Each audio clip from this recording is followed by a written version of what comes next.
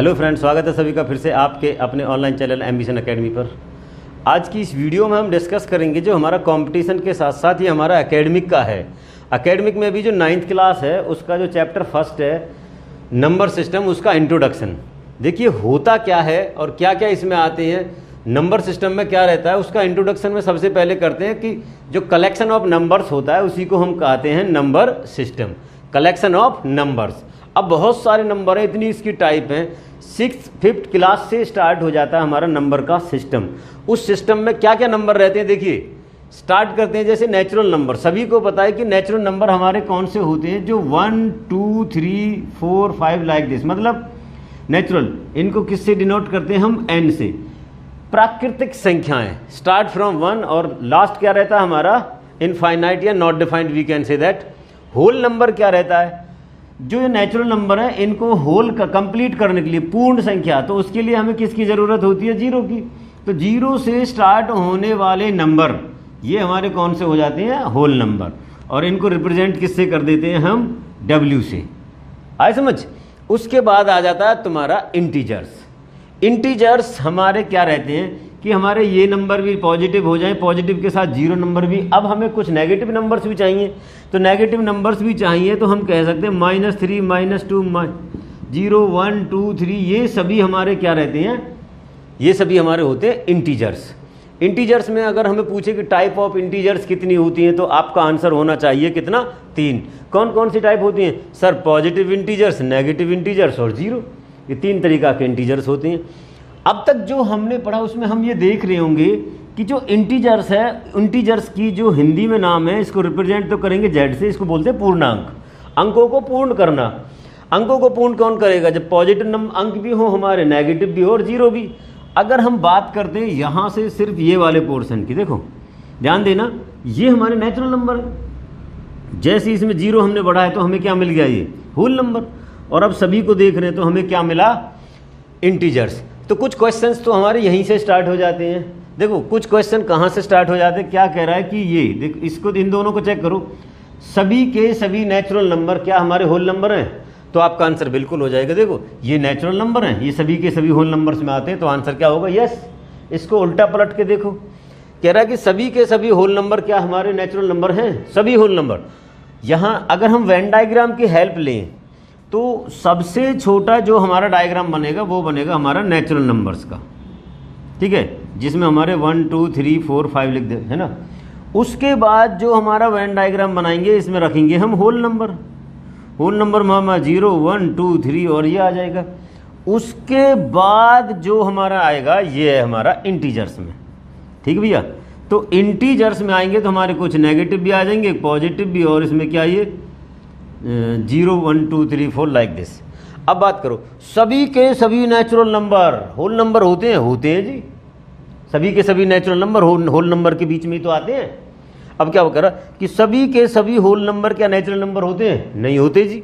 यहाँ से एक क्वेश्चन ये बन जाता है। अब देखो सभी होल नंबर हमारे इंटीजर्स हैं, यस सर। इंटीजर्स में क्योंकि हमारे 0 1 2 3 4 5 सभी आते हैं, तो सभी के सभी हमारे इंटीजर्स के अंदर है ना।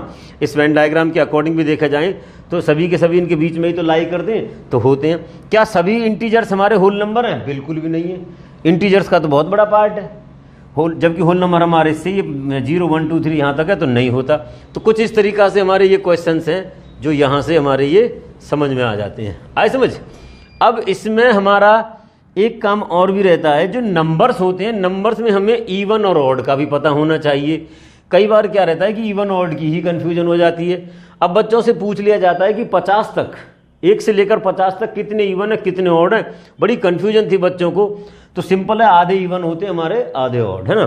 तो 25 इवन 25 ऑड, तो इवन और ऑड का भी आपको पता होना चाहिए। इसकी डेफिनेशन पूछते हैं कि इवन नंबर कौन से होते हैं, तो बच्चे जवाब देते हैं कि सर जो 2 से डिवाइड हो जाए वो हमारे इवन नंबर है। अब एक बात बताइए, मैंने यहाँ 9 लिख दिया, क्या 9 को हम 2 से डिवाइड नहीं कर पा रहे हैं। 2 4 8 अरे बच गया रिमाइंडर, लेकिन डिवाइड तो कर ही दिया ना। तो इसकी जो डेफिनेशन बनती है कि completely divide by 2, it means कि उसमें रिमाइंडर नहीं बचता। जिसमें रिमाइंडर नहीं बचता 2 से डिवाइड करने के बाद, तो वो हमारे इवन है।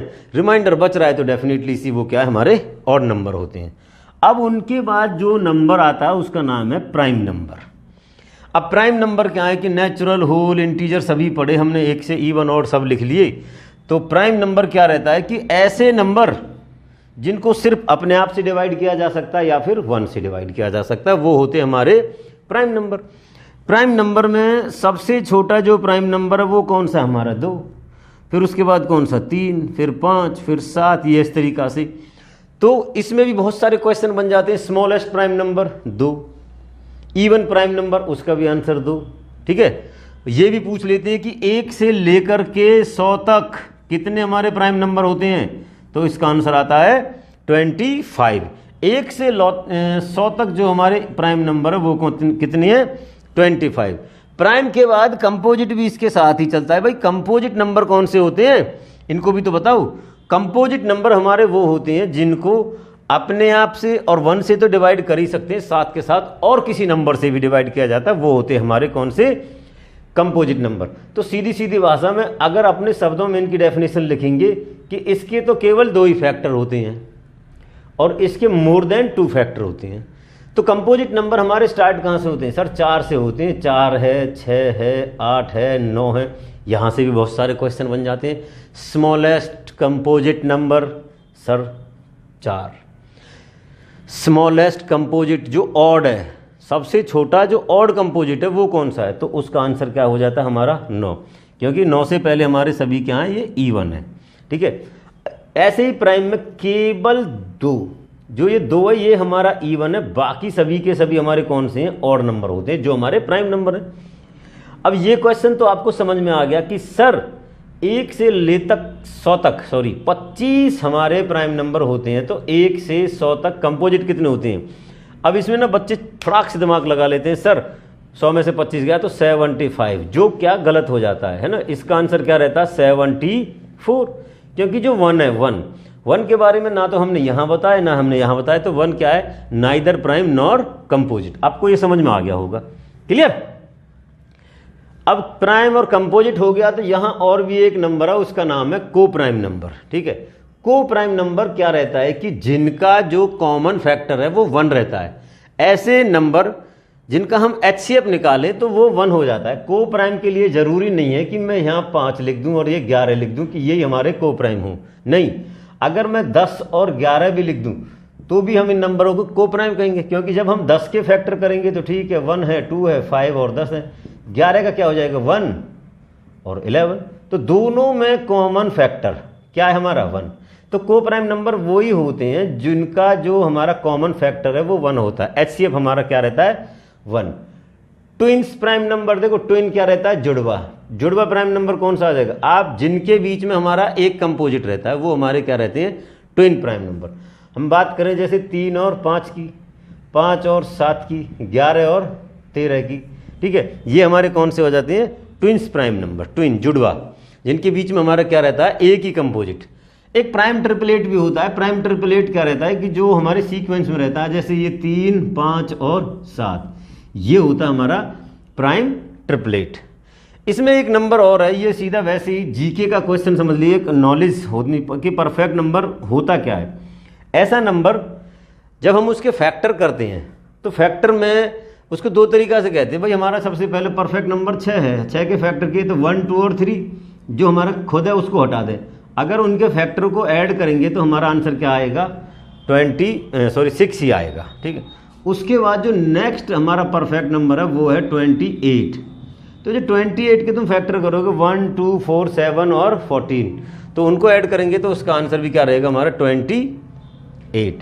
अब इतने सारे नंबरों को हमने 6th, 7th, 8th तक पढ़ते आए। जैसे ही हम 9th में आए, 8th में भी हमारे सामने रहता है, लेकिन 9th में जैसे ही आते हैं तो इनका रोल ठीक ठाक हो जाता है। इनको बोलते हैं रैशनल नंबर और इर्रेशनल नंबर। अब रैशनल नंबर क्या है कि हमने रैशनल नंबर के बारे में पढ़ा, ऐसा नंबर जिसको P/Q की फॉर्म में लिखा जा सके। जो P और Q है वो हमारे कौन से रहते हैं, इंटीजर्स रहते हैं, और जो Q है वो हमारा कभी भी 0 के बराबर नहीं होता। अब देखो सीधी सी इसमें लाइन लिखा है कि जो P और Q वो इंटीजर हैं, तो इंटीजर होंगे तो डेफिनेटली P और Q numerator denominator positive negative 0 सब कुछ हो सकता, but Q is not equal to 0। देखो ऐसे P/Q की फॉर्म में लिखा है तो ये हमारे 0 के बराबर नहीं है। कहने का मतलब कि जब हम इसको लिखेंगे PYQ की फॉर्म में, डिनोमिनेटर कभी जीरो नहीं होगा, तो वो सारे रैशनल नंबर है। सिंपल, हमारा nominator zero rational number, yes sir. -7 rational number, yes sir. 2/-7 rational number, yes sir. ये सभी हमारे रैशनल नंबर हैं। बस छोड़ के क्या कि अगर कोई लिख दे 8/0 तो आपका आंसर क्या हो जाएगा, गलत, नॉट डिफाइंड हो जाएगा ये। इसलिए रैशनल इर्रेशनल नंबर की भी उसको पलट दो, डेफिनेशन PYQ की फॉर्म में लिखा नहीं जाता। P और Q हमारे क्या रहते हैं, integers. Q is not equal to 0। इसमें जो कंडीशन बनती है 9th में जो जरूरी है पढ़ने का, तो उसमें रैशनल नंबर क्या हो जाता है कि रैशनल नंबर या तो हमारा टर्मिनेटिंग फॉर्म में होगा। टर्मिनेटिंग फॉर्म का मतलब रहता है कि उसको हम डिवाइड करें तो पॉइंट के बाद कुछ ना कुछ डेसिमल्स के बाद उसका आंसर क्या हो जाएगा, रिमाइंडर 0। तो वो हमारा क्या है, रैशनल नंबर है। अगर टर्मिनेट नहीं है तो नॉन टर्मिनेटिंग है। नॉन टर्मिनेटिंग है तो वो कौन सा होगा, रिपीटिंग होगा। अगर नॉन टर्मिनेटिंग है तो कौन सी फॉर्म में होगा, रिपीटिंग। ये हमारी डेफिनेशन बन जाती है रैशनल नंबर की। इर्रेशनल नंबर क्या होगा, नॉन टर्मिनेटिंग नॉन रिपीटिंग। ना तो टर्मिनेट ही होगा और ना ही कुछ रिपीट होता है। जैसे रिपीटिंग में अगर हम बात करें 1 को 3 से डिवाइड करना रहता है, तो ये क्या पॉइंट 0.333333 आगे बताएंगे कि जब बार बार रिपीट होता है उसके बार लगा करके हम आगे की कंडीशंस को स्टॉप कर देते हैं लगातार लिखने के।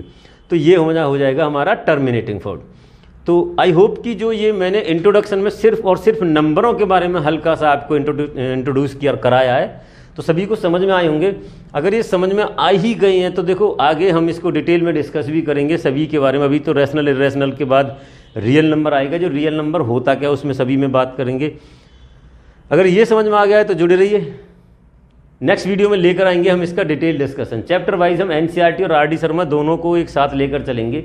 NCERT के अलावा अगर हम सिर्फ RD शर्मा ही डिस्कस करें तो RD शर्मा के जो हमारे एग्जाम्पल्स है ऑलमोस्ट उसी में ही NCERT की एक्सरसाइज भी कवर हो जाती है।